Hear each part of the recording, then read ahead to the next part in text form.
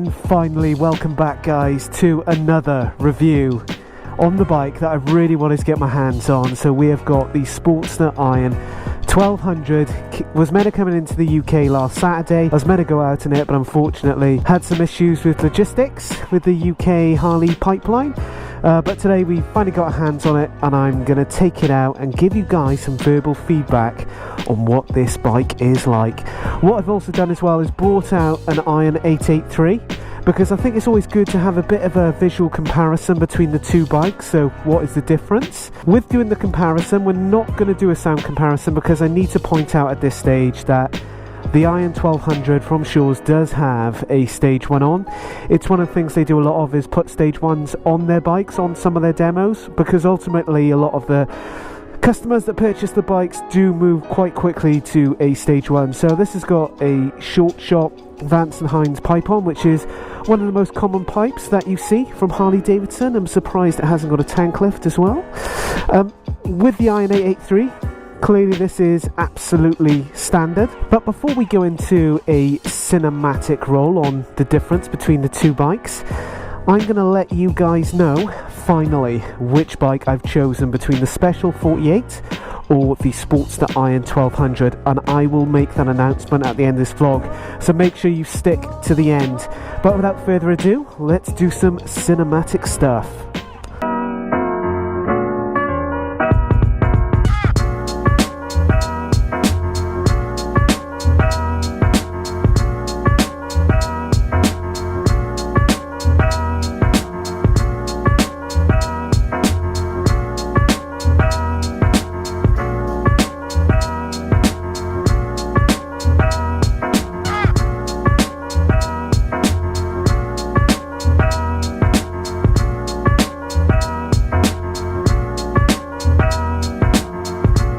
So there we go guys, those are the main visual comparisons between the Iron 883 and the Sportster Iron 1200. Now the other thing to talk about very quickly, I'll talk about this further in the vlog, is that the price difference between these two bikes is £500. So you need to take that into consideration if you're looking to buy either of these bikes, because I know straight off the bat which one I would buy. So let's hear what this bike sounds like with the Vance & Hines short shots. So in 3, 2, 1, straight on the button. So at idle, I really find it quite a meaty sound. I always find the difference between the 883 engine versus the 1200. When you put short shots on, there's always a clear difference. It sounds deeper, which I like. So let's give it a rev, a brap brap.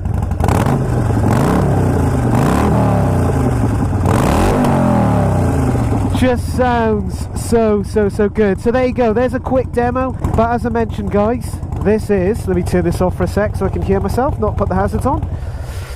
So as I mentioned, that this is the stage 1. If you want to hear what this would sound like with standard stock pipes, go to my last vlog. It's got the Special 48 in it, and I've got a normal 48 with standard pipes on. It's going to be the same jazz guys, so listen to that. Massive difference.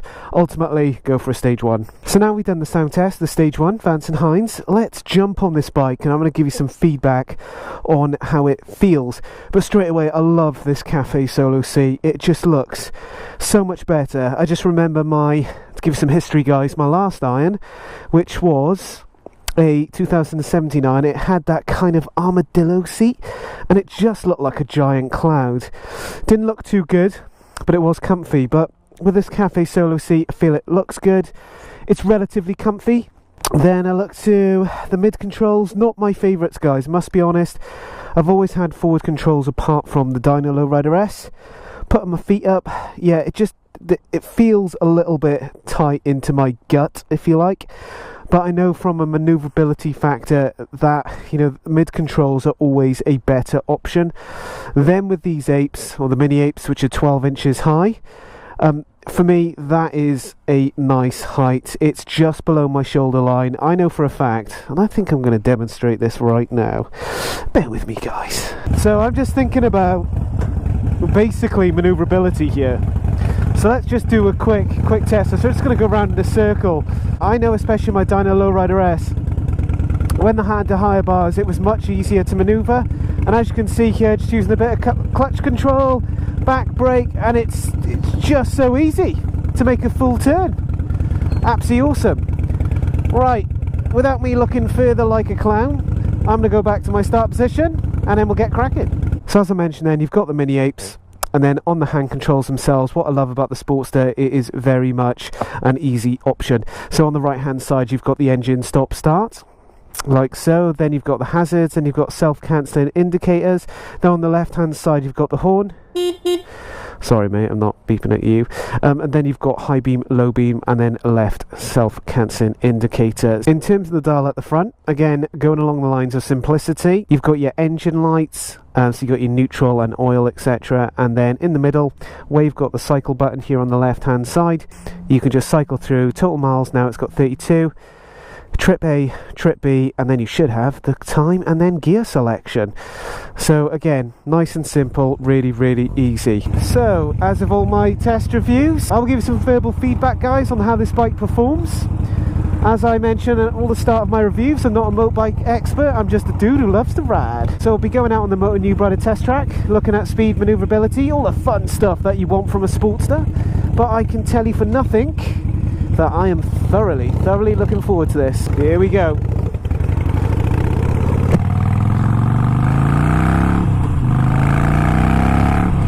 That exhaust! Woo! So just cruising around at 50 miles an hour, and straight away for me the hand controls the position of the mini apes at 12 inches is absolutely perfect. Now I'll be really honest with you guys, the shape of the bars is not for me. It's definitely a no-no there. So if I was to get this bike, they are going to have to change. The Cafe Racer seat is interesting.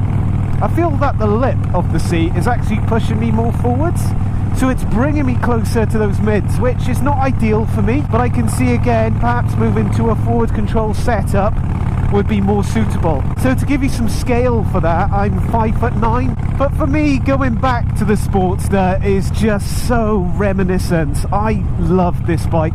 The Sportster Iron was the bike that I started on, and I think Harley have done something really clever here. For me personally, the reason why I moved from an Iron to a 48 was mainly due to engine size, and the second reason most likely was the thicker front end. That was just the look I wanted to go for. But bringing out this bike, I think it's a really good idea. It shortcuts that option and it gives the purchaser that choice straight away. I think the other great thing about it, that it's only a 500 quid price difference, and for that, you know, you get a lot of bike. The styling as well, you know, this is vivid black, and I think the way that they've put the vivid black and the AMF style stripes together is really nice. The blue and the white just works absolutely perfect. There's two other colour options, guys. You've got cherry red, and I'm not going to butcher the second one, but it's a white colour anyway. But all the colours are really nice, but for me the vivid black is the one that, you know, I'd go for. Because I'm a real biker, and Harley bikers have black, because black's the thing. So we're coming up to the first part of the test, which is the manoeuvrability section. I always like to go around roundabouts to check out the lean angle, and as I've demonstrated at the start of this vlog, this bike can do circles. And what I love is that this bike is so light as well that it's just easy to chuck about. And in fact, for all the Sportsters, I've always had that view. So here we go, going round, absolutely easy peasy. So this is the part of the test, guys, where we're coming into the 60 zone, and I just want to see how this bike performs. In third gear, 3, 2, 1, let's open her up. You know, it gets to 60 really well. What I love is that you've got that 1200 engine in this frame, and I just think the way the Sportster Iron is positioned, it is higher compared to the 48, coupled with that manoeuvrability. I just think it's a better bike to ride. I think it's a bike you'll have more fun on.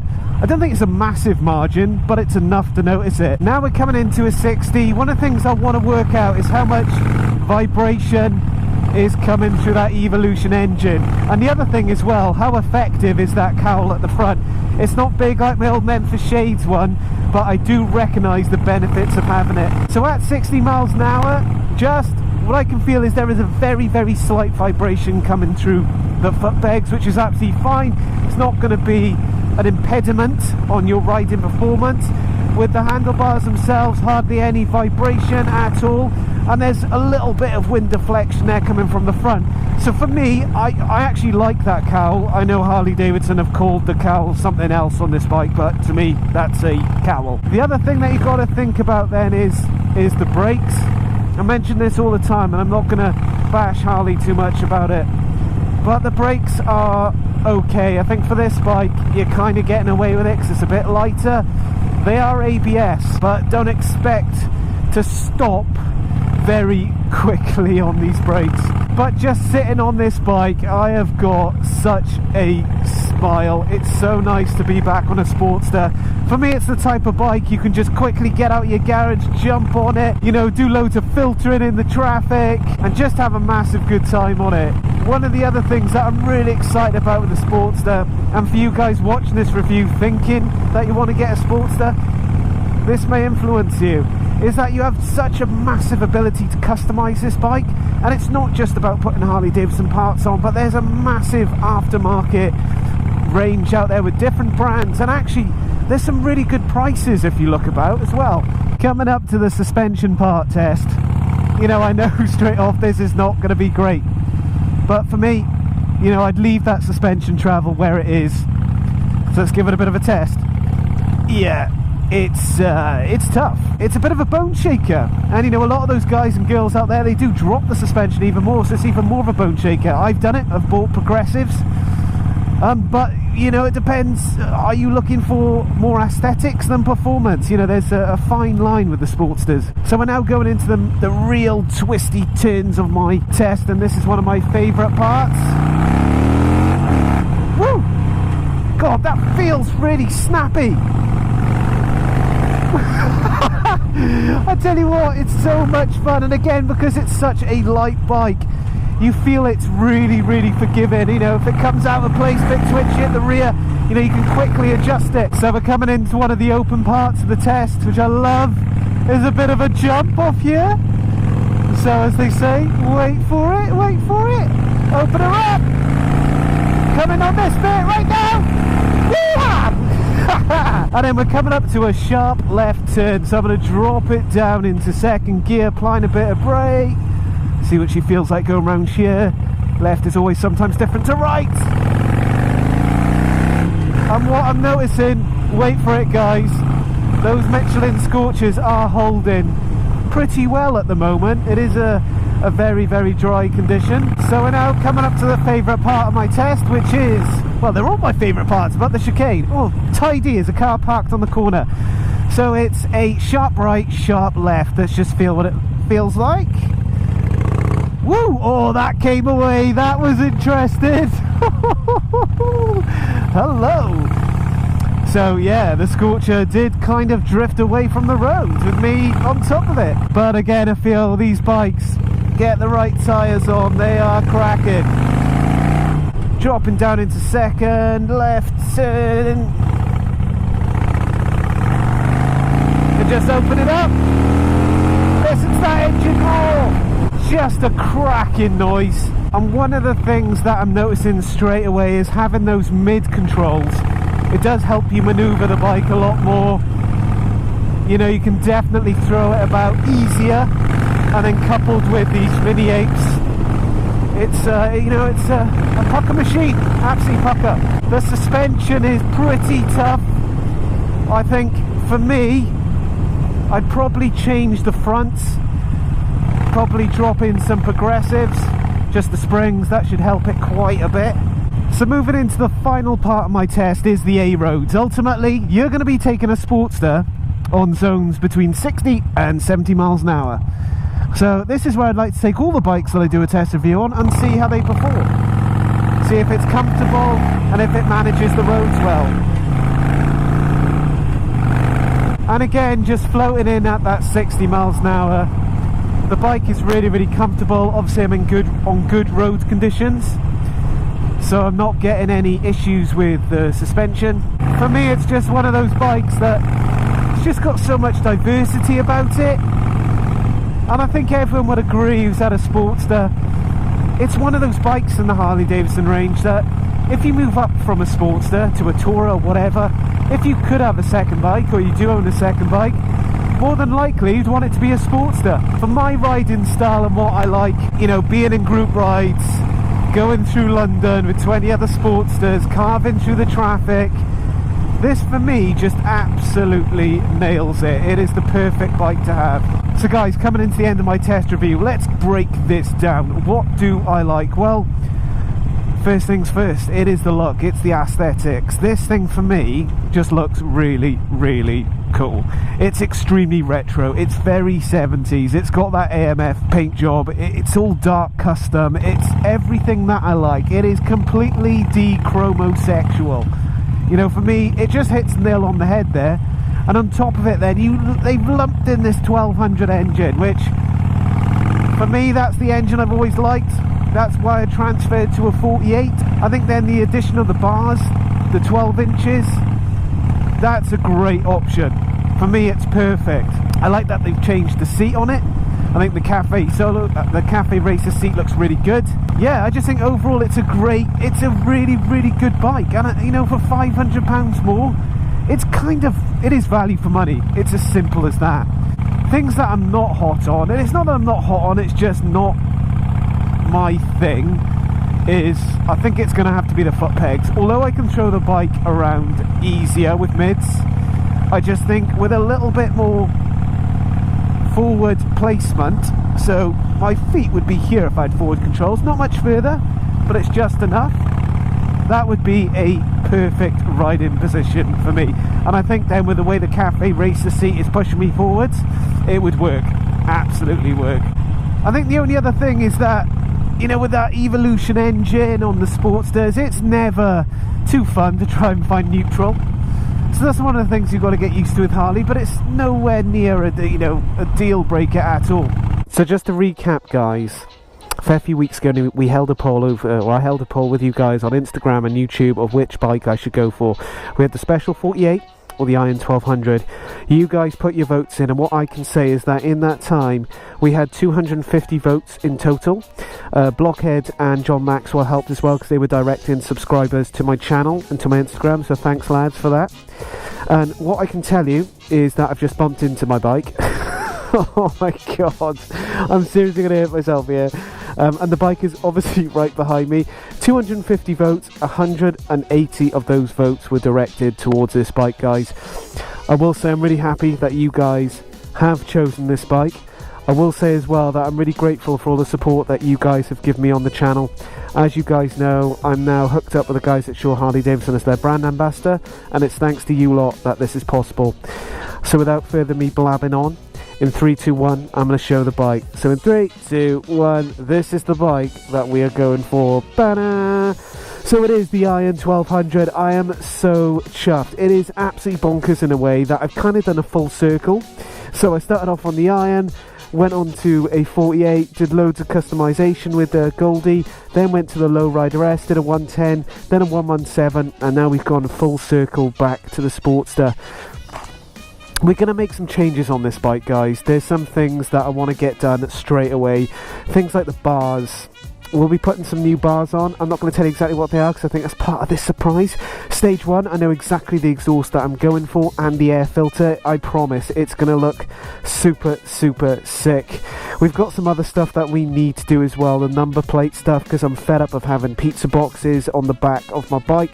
So we'll have something Gucci there. Then we'll have a look at the controls. Change from mids to forwards, a couple of other bits and bobs, but we're going to make this thing look super, super dope. So stay with me on the channel. If you're new here, make sure you subscribe. Lots of different things that are going on. And again, guys, just want to say thank you. It means a lot that you guys support me as a content creator. So without further ado, I'm going to shoot off. I need to go and hit. I need to go to a barbecue really quickly. But as always, all the best. Motonewbrider.